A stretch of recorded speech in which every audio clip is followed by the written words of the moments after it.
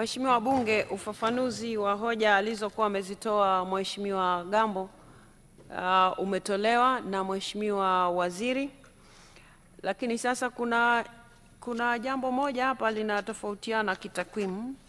Mheshimiwa Waziri, na kusubiri ufike mahali ambapo unaweza kuketi ili usikilize. Anaenda tu kwenye kiti chako Mheshimiwa.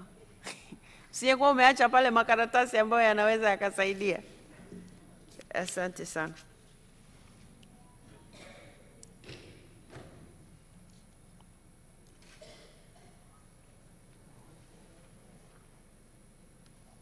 Asante sana. Kwenye mchango wa Mheshimiwa Gambo, Hansard inasomeka kwamba alisema kwenye ile bilioni 1.6 ya kubomoa maduka ama stendi, anasema kwa ajili ya kwenda kubomoa eneo la stendi ndogo, eneo ambalo linaingiza mapato halmashauri shilingi milioni 800 kwa mwezi. Katika taarifa uliotusomea ukurasa wa 17, Mheshimiwa Waziri, wa hii nilionayo, sijui kama na wewe ni ukurasa wa 117, unasema ujenzi huu utaleta mapinduzi ya kiuchumi kwa kuongeza mapato kutoka wastani wa shilingi milioni 850 kwa mwaka hadi takriban shilingi bilioni 1.9 kwa mwaka. Hii milioni 850 ni kwa mwezi, ambayo itakuwa inashabihiana na ya Mheshimiwa Gambo ya 800, au hii ya kwako ni kwa mwaka, lakini yeye alisema kwa mwezi. Nataka tu kujua hapo ni 800 kwa mwezi au 800 kwa mwaka. Mheshimiwa Waziri. Mheshimiwa Spika, kauli yangu ndio kauli halisi. Na kwa kuwa Mheshimiwa mbunge yeye ameonyesha kwamba kuna milioni 850 kwa mwezi, pengine anaweza kuwa na ushahidi kwa hili. Sawa, mimi nataka tu hili eneo ili taarifa zetu zikae sawa sawa. Mheshimiwa Gambo, ni milioni 800 kwa mwaka, kwamba ulimi uliteleza ulivyosema kwa mwezi, au ni milioni 800 kwa mwezi? Siku nilitamka kwa mwezi. Ulitamka kwa mwezi, lakini sasa kwa taarifa aliyoitoa Mheshimiwa Waziri, na wewe unakubali kwamba ni kwa mwaka, au bado unasimamia ni kwa mwezi sio kwa mwaka? Sasa Mheshimiwa Spika, pale kuna vibanda zaidi ya 300, karibia 400, na kila kibanda kinalipa zaidi ya 200,000 kwa mwezi.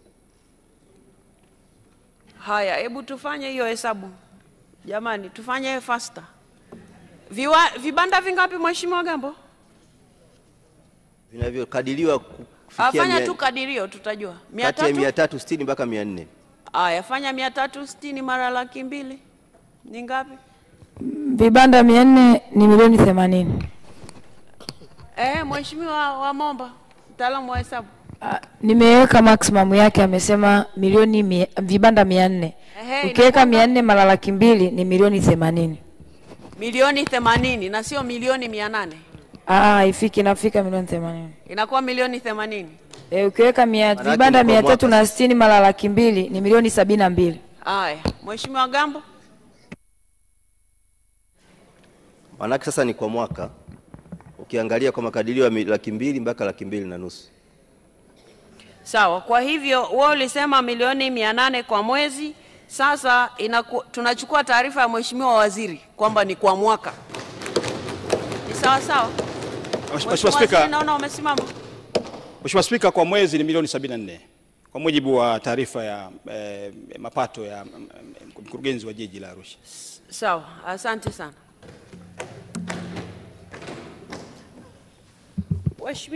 Waheshimiwa wabunge, nilikuwa hapa, Mheshimiwa Gambo alipata nafasi ya kuchangia kwenye makadirio ya mapato na matumizi ofisi ya Rais TAMISEMI.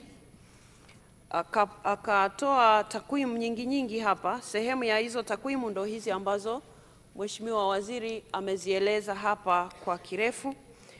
Na pia jana nimeletewa Hansard wakati tuko kwenye kamati ya matumizi, akatajwa hapo mabilioni tena. Sasa kwa taarifa hii ya Mheshimiwa Waziri ilivyoeleza, mtagundua kwa nini ilikuwa ni muhimu kutoa huu muda ili taarifa zetu rasmi za bunge zikae sawa sawa, kwa sababu zinapotolewa tuhuma nzito kama hizo lazima haziwezi tu kwenda kama hivi, kama mbunge amesema tu, hapana, lazima tutilie maanani kwa sababu ni fedha za wananchi. Sasa Mheshimiwa Gambo, kwenye ule mchango wako ulieleza mambo kwa machungu sana, lakini sasa hii ndo taarifa ya Mheshimiwa Waziri na picha ambayo inajengeka kwa aina ya michango ikitolewa kwa sura hii ni kama vile mbunge anasema, lakini kuna watu mahali hawasikii, hawasikilizi. Sasa hii kidogo inakuwa haileti picha nzuri, hasa ikiwa na wewe ni sehemu ya vikao. Na kuwa sehemu ya vikao ni swala moja, kushiriki ni swala la pili. La tatu ni jukumu lako kushiriki vikao, Mheshimiwa Gambo. Kwa nini? Kwa sababu kwenye hii Hansard niliyoisoma hapa, kuna mahali Mheshimiwa Gambo unasema, Mheshimiwa Spika, mimi nilikuwa na siendi kwenye taarifa zote, maana na mimi nitakuwa narejea tena. Nasoma tu hapa ili waheshimiwa wabunge wapate picha, lakini pia wananchi waelewe. Mheshimiwa Spika, mimi nilikuwa na ushauri kwamba mapato ambayo yanapatikana kwenye majiji yetu, hasa haya makubwa, Arusha, Mbeya, Dar es Salaam na Mwanza, hebu kaeni na watu wa halmashauri wasipange budget traditionally. Wapange budget kulingana na changamoto za watu. Leo kule kuna shida ya vivuko, leo kuna shida ya barabara, mnakwenda, manake hawa ni watu wengine, mnakwenda kutenga fedha shilingi bilioni 1.6 jiji la Arusha eti kwa ajili ya kwenda kubomoa eneo la stendi ndogo, eneo ambalo linaingizia mapato halmashauri shilingi milioni 800 kwa mwezi. Leo mnakwenda kubomoa eti mjenge. Sasa haya maneno yanaashiria, yani wewe uko pembeni, ni watu wengine ndio wanafanya hii kazi. Sasa Mheshimiwa Gambo, maneno kama haya ni dhahiri, mimi huwa napitia huko kwenye mitandao. Hata mimi yale maamuzi niliyoyatoa nimesoma huko. Inaonekana kama kuna jambo hivi linafichwa linafanywa nini. Sasa tuhuma za namna hii hazipendezi ikiwa zinaelekezwa mahali ambapo hakuna uthibitisho. Milioni 800 zimetajwa kwa mwezi, kumbe ni kwa mwaka. Mabilioni haya yanayotajwa, kumbe taarifa zipo, ni mfumo wa NeST ulikosea vipimo, ukaweka vipimo sawa sawa. Kwa hiyo lazima tuliweke sawa ili tusilete taharuki kwa wananchi.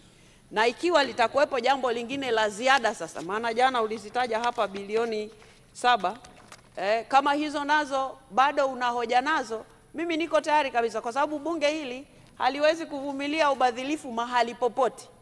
Na ndio maana nilitoa nafasi wewe ukamaliza mchango, na pia nikatoa nafasi kwa Mheshimiwa Waziri, lakini wakati huo huo bunge hili haliwezi kuvumilia taarifa ambazo zinakuwa hazina ukweli.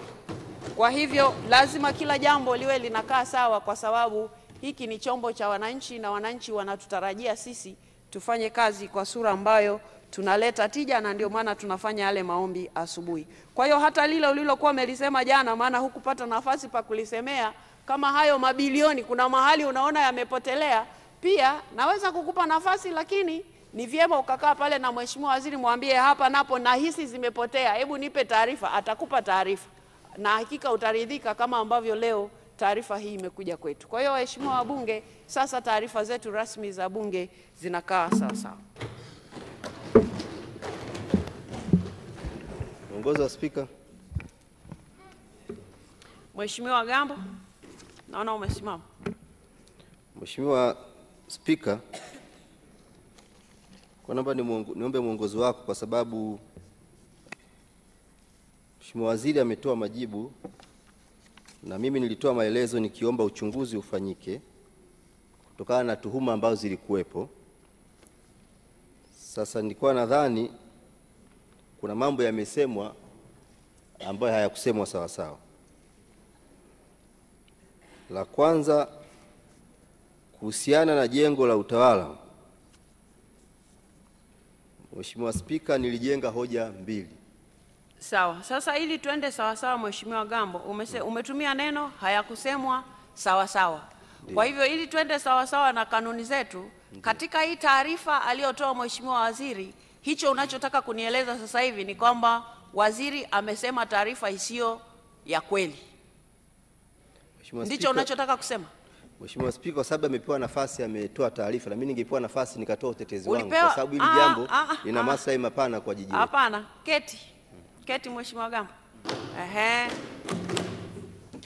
Mheshimiwa Bunge, isije ikaonekana kwamba kuna upande mmoja umesikilizwa, mwingine haujasikilizwa. Hapana. Na ndio maana nilitoa upande wa serikali usikilizwe, kwa sababu wewe ulishasikilizwa na Hansard niko nayo hapa mbele. Kwa hivyo wewe ulisikilizwa na bunge na wabunge wenzako. Sasa ilikuwa nafasi ya serikali kusikilizwa na bunge na wabunge wenzako. Ndicho kilichofanyika hapa. Na sasa umesimama, ndio maana nimekuuliza jambo moja. Sio kwa nia ya kukusikiliza wewe tena, maana vinginevyo itabidi nimpe na waziri nafasi tena. Sasa katika zile taratibu zetu za kusikiliza, hili bunge haliwezi kufanya hivyo, ndio maana tunafanya kazi kwenye kamati. Waziri alichokisema kwenye taarifa yake, umetumia neno ambalo halisemi kama ni uongo ama si sahihi, lakini umeweka hapo si sawa sawa. Nimeuliza ili sasa nichukue hatua kikanuni. Taarifa aliyotoa Mheshimiwa Waziri, kuna mahali amelidanganya bunge? Ili tuanzie hapo. Kwanza amesema hili jengo limeanza nikiwa mkuu wa mkoa. Hapo amesema uongo. Lilianza nikiwa mbunge. Kwa 2019 ulikuwa umeshaondoka? Ama halikuanza 2019? Lilianza 2021. Sawa. Waheshimiwa, kuna nyingine au ni hiyo tu? Bwana anataka nianze niende hapa, mnaniona nimeshika kanuni tayari. Kuna lingine Mheshimiwa Gambo kwenye taarifa ya waziri? Nyingine Mheshimiwa Spika, ni msingi wa hoja yangu. Hoja yangu ni ambao yeye amedanganya. Msingi wa hoja yako yeye kadanganya. Hajauelewa yani huo msingi. Nadhani kuna mahali nahitaji kufanya clarification ili nipate majibu vizuri zaidi. Sawa, waheshimiwa wabunge. Kama itakupendeza Mheshimiwa. Sawa, keti. Mheshimiwa Mwenyekiti, kwenye Mheshimiwa Spika, kwenye ungeniruhusu hata sekunde 30 kwa sababu ni kitu kidogo tu Mheshimiwa Spika. Keti Mheshimiwa, kwa sababu nikikupa wewe nafasi lazima na yeye nimpe, na bunge humu ndani ndio maana huwa tunafanya kazi kwa kamati. Hatufanyi huu taratibu wa back and forth. Kwa hiyo keti. Waheshimiwa wabunge, jambo hili kwa sababu kama nilivyosema, Mheshimiwa mbunge alipata nafasi ya kusikilizwa mchango wake na alisikilizwa mpaka mwisho. Nikatoa nafasi kwa serikali ili ilete taarifa bungeni.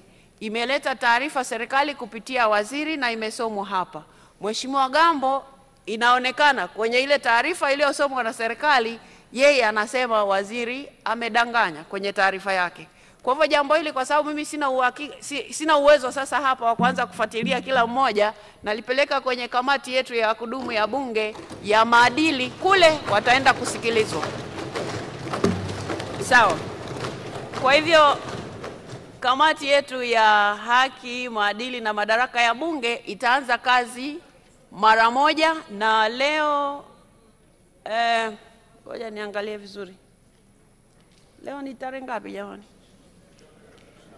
Leo tarehe 23. Kazi hii ifanyike, wiki ijayo watapewa nafasi ya kuleta hiyo taarifa hapa bungeni. Na mnazijua kanuni zetu vizuri kwa sababu ndo tuko mwishoni sasa hivi. Kwa hiyo hamna mtu atakuwa hazijui hizi kanuni. Kwa hivyo kamati yetu itawasikiliza, alafu itakuja ituambie nani muongo hapa ndani, na kisha hatua zitachukuliwa baada ya hapo. Asante sana. Mwongozo Mheshimiwa Spika. Baada ya kusema hayo, Mheshimiwa Gambo, naona umesimama. Hii itakuwa ni mara ya mwisho kusimama. Sawa. Mheshimiwa Spika, mimi naona kama sijatendewa haki kwa sababu unalijua jina la kamati ile nilikokutuma.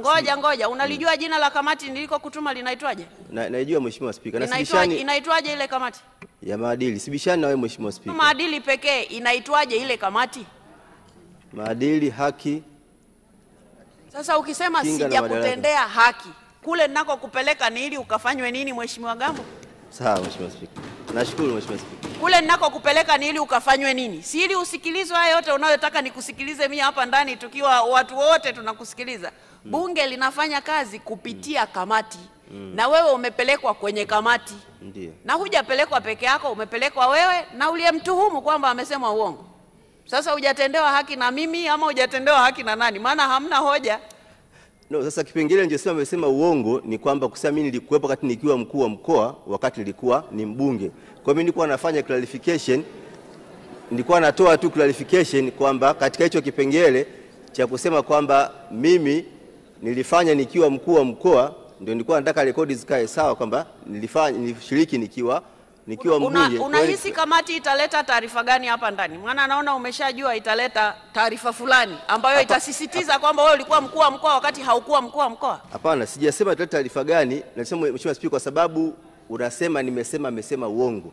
Ndio nasema kile kipengele ambacho unataka tena kile kipengele ambacho unasema amesema uongo. Mheshimiwa Gambo, sasa hapo tena unaleta tuhuma zinazonihusu mimi kwamba nimeingiza maneno mdomoni mwako. Maana mimi nitaitisha Hansard sasa hivi. Hapana Mheshimiwa Spika, nasisitiza kwamba nilichokisema hamna kusisitiza. Hebu keti chini. Kaa chini Mheshimiwa Gambo. Keti.